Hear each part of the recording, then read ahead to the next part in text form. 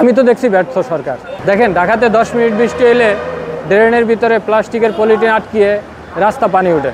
তো এই পানিগুলা ময়লাগুলা পরিষ্কার করতে আবার সরকার করে কি আবার 1000 কোটি টাকার প্রকল্প হাতে নেয় ওই ড্রেনের ময়লাগুলা পরিষ্কার করার লক্ষ্যে। দেখেন আমাদের দেশের প্রধান অর্থকারী ফসল হয়েছে পাট। এই পাট দিয়ে আসলে 279টা পণ্য পাওয়া যেত আগে, এখন বর্তমানে 2 সাইড 10 অথবা 20টা পণ্য পাওয়া যায়, আর পণ্যগুলো কিন্তু পাওয়া যায় না। তো আমাদের বিশ্ব চিনেছে বাংলাদেশের নাম পাট দিয়ে।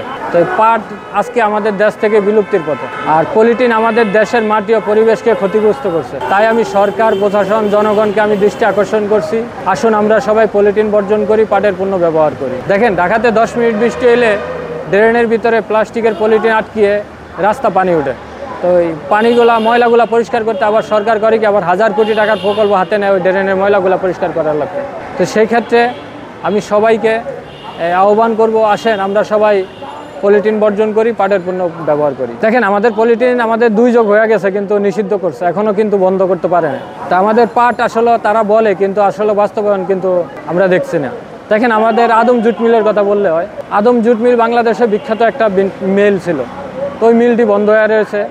বিদেশি এক চক্র আইসা আমাদের দেশটা কিন্তু ধ্বংস করে দিচ্ছে এই প্লাস্টিক জাতীয় পণ্যগুলা দিয়ে। তো আমরা যতদিন পর্যন্ত সচেতন না হব ততদিন পর্যন্ত আমাদের দেশের মাটি ও পরিবেশকে ক্ষতিগ্রস্ত করবে। তো আসুন আমি সবাই একটা কথাই বলি, 2023 সালে যখন পাট দিবস পালন করা হয়েছে 6 মার্চ, তো পাট দিবসে পাট পাঠাটা কিন্তু চিহ্নিত করতে পারে না।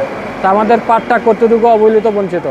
আমাদের প্রজন্ম সোনালী আঁশের নাম জানি, আমাদের পরবর্তী প্রজন্ম যারা আসবে তারা মনে হয় না সোনালী আঁশের নামটাও তারা জানবে। তা আমি সবাইকে অনুরোধ করব, আজকে এতদিন যাবৎ 2020 সাল থেকে আমি পড়ি, কিন্তু আজকে সর্বপ্রথম প্রেস ক্লাবের সামনে আসলাম এই পাটজাত পণ্য নিয়ে। এইখানে এই পাটজাত পণ্য আমার বিক্রি করার জন্য। আগে ছিলাম গার্মেন্টস শ্রমিক, এখন হয়ে গেছে বেকার শ্রমিক। তো দেখেন এই পাট নিয়ে আমি কথা বলি দেখা বিভিন্ন কোম্পানি প্রতিষ্ঠানে কিন্তু আমার চাকরির থেকে নিষিদ্ধ করে দিছে, আমার কোনো কোম্পানি এখন বর্তমানে অ্যালাউ করে না। সেই ক্ষেত্রে আমি এই পাটজাত পণ্য নিয়ে আমি বেচার একটা চিন্তাধারা করে না, এটা আমি অর্ডার দিয়ে বানাইছি, বানায় তারপরে আমি আজকে সেল দেওয়ার জন্য আসলাম আর কি। আমি আবারও বলি কিন্তু সরকার হয়েছে জনগণের আর জনগণ হয়েছে সরকারের। সরকার যদি ভালোভাবে নজর দেয় তো আমি মনে করি যে আবার সোনালী আঁশ আগের জায়গা ফিরে আসবো। আগের যে আমাদের রাষ্ট্রীয় সম্পদ গৌরব ছিল এই পাট, বিশ্বের 2য় স্থান অর্জন করছে এই পাট দিয়ে।